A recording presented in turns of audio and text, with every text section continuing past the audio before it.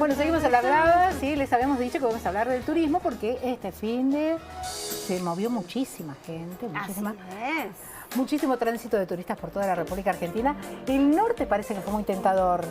Así es, Salta, sobre todo una provincia que es tan linda, fue muy visitada también, Entre Ríos, muchas termas, bueno, un montón de cuestiones para hablar con el experto, por supuesto, porque él se comprometió y dijo, la semana que viene voy y les voy a contar y les voy a traer los números de quienes viajaron, cuánto se ha gastado, por eso lo tenemos a él.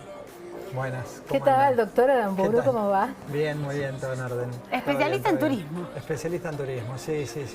Y bueno, ahí hubo varios destinos que se movilizaron bastante. En general, más del 90% dentro del país con ocupación.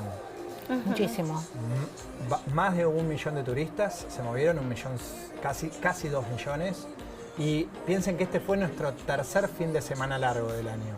O sea, tuvimos 2 antes. Si sumamos los 3 fines de semana largos, son más de 6 millones de turistas dando vueltas, muchos de ellos también de otros países, extranjeros, sobre todo países limítrofes, ¿no? Sí, sentí muchos brasileños por acá. A esta altura del año. Visitando la zona de la Boca, de la Bombonera. En relación con el año pasado ya estamos por encima en cuanto a cantidad de turistas extranjeros, que para el sector turístico es súper importante porque dejan divisas, ¿no? Claro, pero al extranjero le sale gratis venir a la Argentina. Muy barato estamos. Claro. Por eso está creciendo tanto el turismo receptivo, entre otras causas, ¿no? Para ir al punto, ¿no? Y profundizar cómo es esto de que se mueve tanta gente en cada fin de semana largo, qué es lo que motoriza, ¿no? Como para tener en cuenta para el próximo fin de semana largo. Ro, que ya está renegando con los pasajes, a ver qué le conviene a Ro, que el próximo fin de semana largo quiere descansar, pero está renegando con los precios. Bueno, porque son exorbitantes. Enojadísimo con los impuestos. Santiago, ¿qué es lo que motoriza? Más allá de que, por supuesto, viajar al exterior es mucho más, se encarece mucho más, pero ¿qué se motoriza acá en nuestro país para que tanta gente elija hoy visitar diferentes puntos turísticos, la costa, el norte? Es multicausal, pero una de las cuestiones la acabas de mencionar vos, tiene que ver con el encarecimiento de los viajes internacionales, ¿no? Eso hace que el turismo interno crezca mucho, por un lado.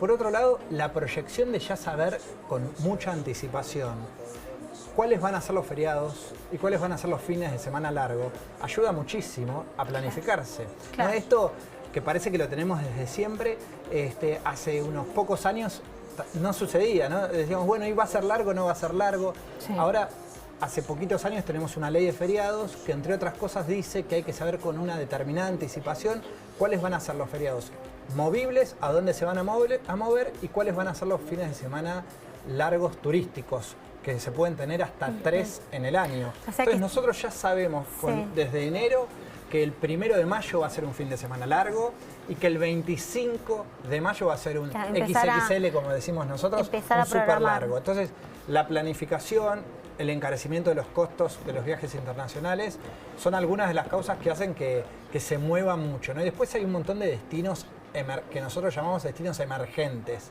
que también hace unos años no existían como tales, y el otro día los mencionábamos, ¿no? Las termas como producto turístico. Empieza a haber un circuito vinculado al turismo termal, circuitos vinculados al turismo del vino, por ejemplo. La ruta del vino, ruta del vino. La ruta natural es otra de las rutas que existen que generan circuitos turísticos interprovinciales. Corregime, ¿no? Si no, y Ro también, pero ¿sabes qué? Me parece que el tema del boom de las termas tiene que ver también con, cuando uno piensa en las termas, o por lo menos me pasa a mí, yo digo, relax, agua tibia, contacto con la naturaleza y demás. Y tiene que ver también con estas presiones que vivimos en el día a día, estas tan cantidad de horas que trabajamos, el llegar a casa agotado. Entonces, planificar ese fin de semana y elegir el punto turístico no para decir, revoleo no, sino para descansar. El turismo salud. Sí, vinculado a la naturaleza. Viene ese título, Ron, me gustó, es el turismo salud. Sí, el turismo salud totalmente. Y te agrego una cosita interesante, el COVID contribuyó muchísimo a ese tipo de turismo, porque Luego del COVID empezamos también a tener otro vínculo con lo que es la naturaleza, con la importancia de poder disfrutar y entretenernos en aislamiento y en el vínculo con lo que llamamos muchas veces el turismo rural. Y creció muchísimo. Sí, que es muy interesante porque se puede hacer COVID, ese fin de semana. vínculo con la naturaleza, que no es ni más ni menos que un turismo alejado de las grandes urbes, ¿no? Claro, y claro, que nos exacto. dan todo eso que vos mencionabas recién. Y eso post-COVID creció muchísimo. No es casual que la OMT, la Organización Mundial del Turismo, el año posterior al COVID declaró el año del turismo rural, por ejemplo. ¿no? Claro, claro, porque ya... no fue casual. Y la cabeza incluso también ya requiere y necesita de otras cosas, incluso el grupo familiar, para tener más relación con los hijos, el contacto. Entonces ya eligen otro tipo de diversión o de relajación en materia de vacaciones. El Es otra desconectarse cosa, con el la desconectarse, tecnología, eso. tanto Y el turismo los rural grandes es como los verdad, chicos. que ha crecido. Bueno, grabé hace poco un aviso para CNN con respecto al turismo rural, una publicidad sobre el turismo rural, porque lo están difundiendo en todo el continente americano y destinos de acá de la República Argentina, que son de fin de semana, en donde además, bueno, se hacen degustaciones gastronómicas y se agregan un montón de elementos que son autóctonos de la cultura tradicionalista argentina. La oferta turística de nuestro país cabe perfecto en esa lógica, ¿no? Por la geografía que tenemos, por la diversidad de oferta turística que hay, hace que tengamos más de un destino vinculado a la naturaleza, vinculado a lo rural, vinculado al turismo de salud, que puede ir por el tema de las termas, que es más litoral, pero también puede ir por el lado de la Patagonia. Claro. Es decir, es muy Esas amplia la oferta. caminatas en Y lugares aunque rústicos. nosotros no nos valoremos muchas veces, no todos los países tienen esta ventaja de variedad de oferta turística. Claro, claro, podés elegir el mar, las montañas, las termas, El clima la selvático, calidez, sí, el clima, de de todo, absolutamente de todo. Bueno, Aquí también y se puede hacer las deportes. estadísticas de este fin de semana, cuando se ve a dónde fue la gente, ¿no? Los turistas, está muy bien repartido por el norte, pero también la costa atlántica, no se quedó atrás, Tandil. Claro, pero antes era la costa y Tandil, por ejemplo, en Semana Santa era la costa atlántica y Tandil nada más. Y quedaba ahí. Y bueno, hoy hay una variedad enorme, ¿no? Entre Ríos también. A mí me llamó la atención Salta, por ejemplo, siendo más lejos. Divino. Bueno, Sin embargo, la gente huyó hacia el norte del país, algo que era las impensado en grandes esa ciudades época. del centro, ¿no? Las grandes ciudades del centro, el límite que tenemos para ir a determinados lugares es la cantidad de asientos de avión. Claro. Porque esa es nuestra única limitante, porque por un fin de semana largo en auto no te vas. Necesitas sí o sí el aéreo y no hay más turismo por ese motivo. Porque nos faltan más vuelos de cabotaje, digamos. Exacto. Y bueno, y eso también limita la cantidad de oferta de plazas hoteleras. en definitiva también. Santiago, voy a salir un poquito del romanticismo, ¿no? De lo que son las vacaciones y demás, pero te quiero llevar porque yo escuché muchas personas que fueron estafadas. Y esto de lo que mencionabas recién, de programar, de ya saber cuándo viene un fin de semana XXL y de programar ese descanso, cómo estar atentos, ¿no? Porque escuché hoy un montón de personas que fueron estafadas, que se quedaron sin su viaje y que han pagado a un 50% lo que generalmente te puede costar no sé, una estadía en Salta, por ejemplo, reserva, si te sí, que te queda una piden... reserva, pero que el costo total eran precios que voy a decir, pero estoy pagando mucho menos, son 50%. Eso ya es para prestar atención, me están vendiendo un paquete que es súper barato. Es una alerta. Es una alerta, sin duda. ¿Cuánto te pueden pedir de reserva antes de cancelar la totalidad Lo que del siempre viaje? decimos, no dar más del 50% de lo que vale ese alojamiento. Porque el otro 50% se puede saldar en el destino. Y si llega a haber algún inconveniente o llega a pasar algo, bueno, lo que perdí fue el 50% o menos y no la totalidad.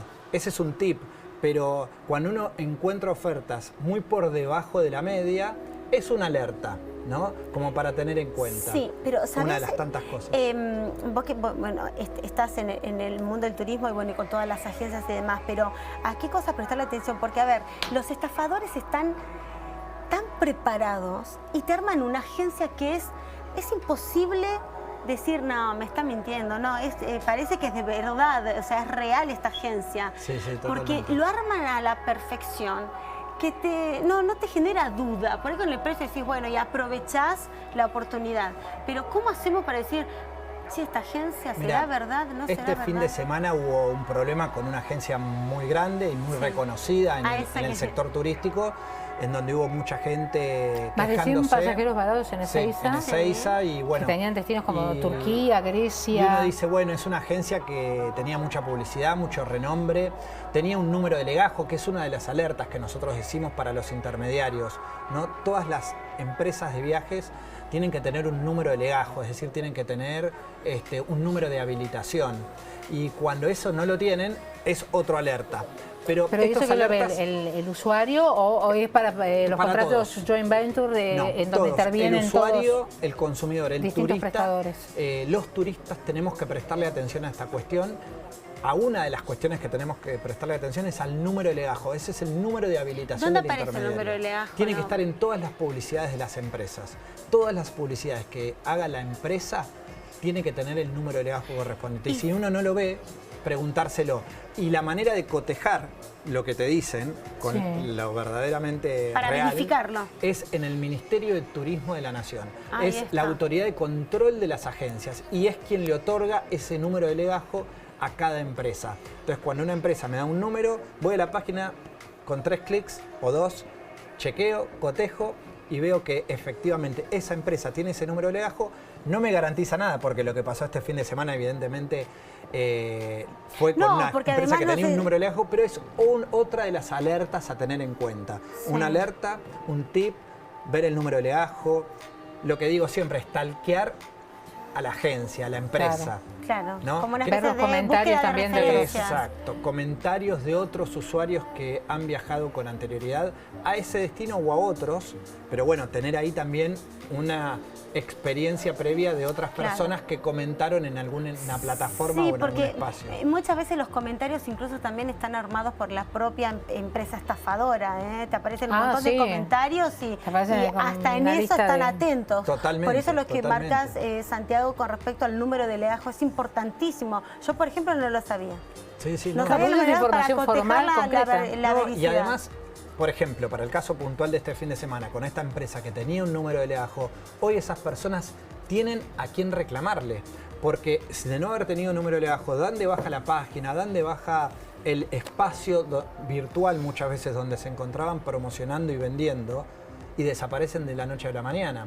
En cambio, al tener un número de legajo, hay determinados antecedentes, determinados datos que se tienen. Ahora, ¿siempre debe responder la agencia de turismo incumplidora o hay una responsabilidad jurídica del Ministerio de Turismo que habilitó a la agencia? Bueno, no, en realidad ahí sí. O que debe supervisar también. A donde uno va a reclamar inicialmente es a quien efectuó el pago.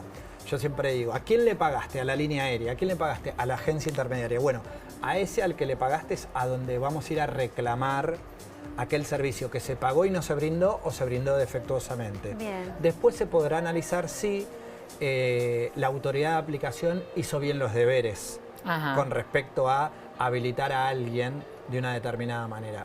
Eso es como un análisis posterior al reclamo puntual del usuario, ¿no? De ir directo a quien uno le pagó. Que es la restitución de lo que uno ha invertido, que es lo que está ofreciendo Felgueres ahora, la agencia esta que sin argumentación alguna dejó a 100 pasajeros varados, que les dicen que van a restituirles el dinero en 120 días o les van a reprogramar el viaje.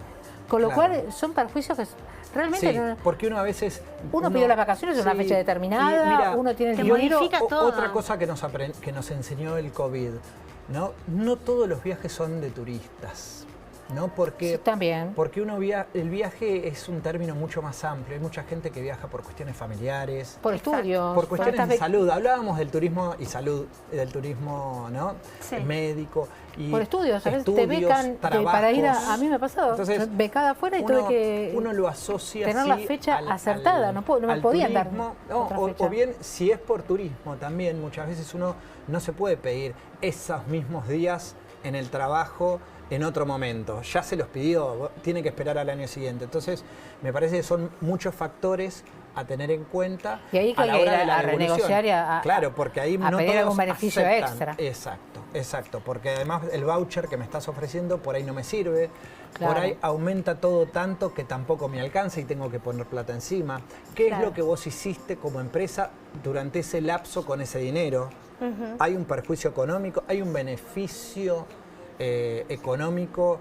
Entonces, bueno, ahí puede surgir también alguna denuncia, ¿no? Que bueno, hay bastantes dando vueltas en la actualidad respecto de casos similares, ¿no?